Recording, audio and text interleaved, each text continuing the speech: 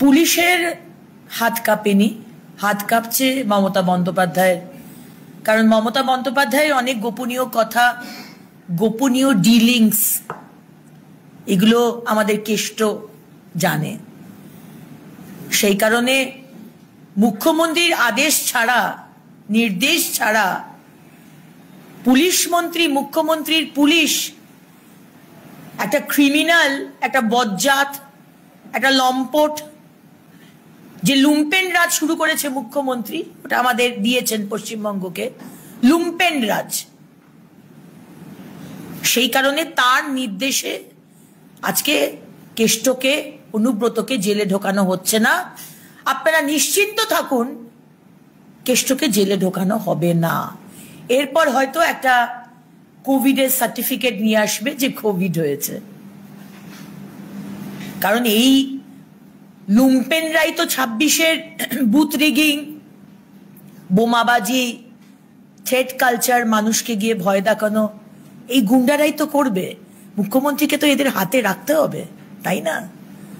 সুতরাং অনুব্রতকে জেলে ঢোকানো হবে না। অনুব্রত মণ্ডলের যে চিকিৎসক, মানে যার পরামর্শে 5 দিন ধরে বিশ্রাম নিতে হচ্ছে, সেই ইফলার চৌধুরী, তিনি একদিকে ব্লক স্বাস্থ্য আধিকারিক, আবার অন্যদিকে অনুব্রত ঘনিষ্ঠ মলয়পীঠের যে বেসরকারি হসপিটাল, সেখানের আরএমও।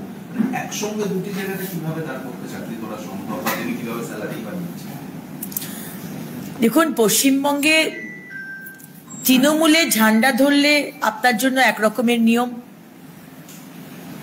আপনি মুসলমান হলে একরকমের নিয়ম, আর সাধারণ মানুষ, স্পেশালি হিন্দু বা খ্রিস্টান বা শিখ যদি হন, তাহলে একরকমের নিয়ম। এখানে এই ডক্টর হিটলার, তিনি দুরকম কাজের জন্যেই দুটো দায়িত্ব সামলাচ্ছেন। সেখানে অনুব্রতর প্রেসক্রিপশন এবং সার্টিফিকেটও উনি দিয়ে দিচ্ছেন। কিভাবে দুর্নীতি করে ইল্লিগাল, শুধু ডক্টর সার্টিফিকেট নয়, বার্থ সার্টিফিকেট, ডেথ সার্টিফিকেট, আপনাকে শুধু একটু খরচা করতে হবে। আপনি পশ্চিমবঙ্গে মুখ্যমন্ত্রী মমতা বন্দ্যোপাধ্যায়ের এই সরকারে আপনি যে কোনো জায়গা থেকে আপনি ডেথ সার্টিফিকেট, বার্থ সার্টিফিকেট বা ডাক্তার সার্টিফিকেট বা যে কোনো সার্টিফিকেট আপনি পেয়ে যেতে পারেন। বোলপুরের আইসিকে আক্রমণ করেছিলেন যে ছাত্রনেতা, তাকে দেখা গেল যে সঙ্গে সঙ্গে সাসপেন্ড করলো তৃণমূল ছাত্র মোর্চা। কিন্তু অনুব্রত মণ্ডলের ক্ষেত্রে দল এই ধরনের কোনো পদক্ষেপ করলো না। মানে এর পিছনে কি অর্থনৈতিক যোগাযোগ নাকি ভোট লুটের বিষয়? যে অভিযোগ দুটোই আছে। অর্থনৈতিক যোগাযোগ নিশ্চয়ই আছে।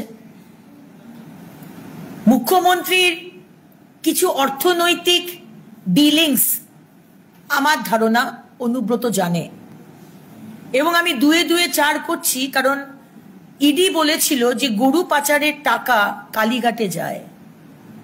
কালীঘাটে কোথায় যায় আমরা জানতে চাইব। এবং তার সাথে থ্রেট কালচার। আর 8 মাস বাকি অ্যাসেম্বলি ইলেকশন। ডিসেম্বরের পরে আর কোনো কাজ হবে না, 8 মাস আমি ধরছি। 26-এ বীরভূমে এবং বীরভূমের আশেপাশে আমি যখন ইলেকশন লড়েছিলাম, বাই ইলেকশন, আসানসোলের বাই ইলেকশনে অনুব্রতকে বীরভূম থেকে নিয়ে যাওয়া হয়েছিল।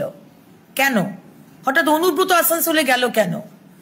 এই পুরোটাই হচ্ছে থ্রেট কালচার, বোমাবাজি, গুন্ডাগার্দি, মানুষকে ভয় দেখানো। তাই অর্থনৈতিক এবং গুন্ডাগার্দি দুটোর জন্যই অনুব্রতর ওপর কোনো অ্যাকশন নিতে মুখ্যমন্ত্রী 10 বার ভাবছেন। চুটকো চাটকা, ওই যে বলেছেন না, এটা তো চুটকো চাটকা, মেয়র সাহেব বলেছিলেন, এটা চুটকা চাটকা একটা ইস্যু। মা বোনকে অশ্রাব্য ভাষায় গালি দিয়ে বিছানায় আসার যে আমন্ত্রণ, এটা ওনার কাছে চুটকো চাটকা। আমি আশা করব ওনার পরিবারের কাউকে যদি এই কথা বলা হয়, উনি কি একই সময় ওই কথা বলবেন?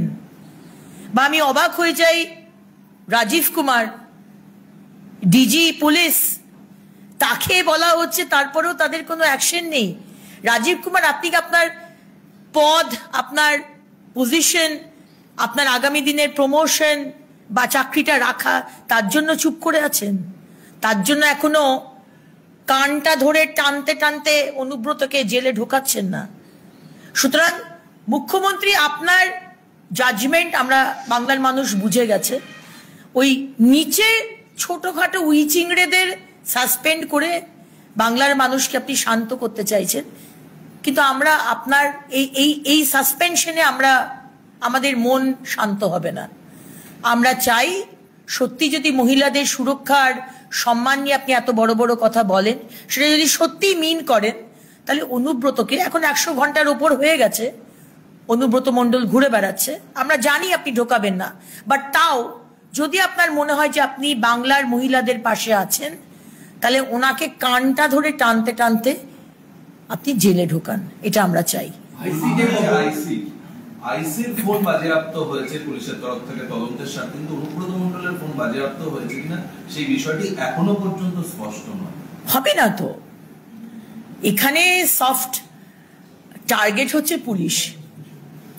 যে পুলিশ রেকর্ডিংটা করে আজকে যে কারণেই হোক তার কথা ভাইরাল হয়েছে, আজকে তাকেই বলি দেওয়া হচ্ছে। এবং আগামী দিনেও এই তৃণমূল সরকারের আন্ডারে গুন্ডারা যাদেরকে মুখ্যমন্ত্রী পুষে রেখেছেন, তাদের ওপর পুলিশের কোনো বা লয়ের কোনো আক্রমণ আসবে না, আপনারা নিশ্চিন্ত থাকুন।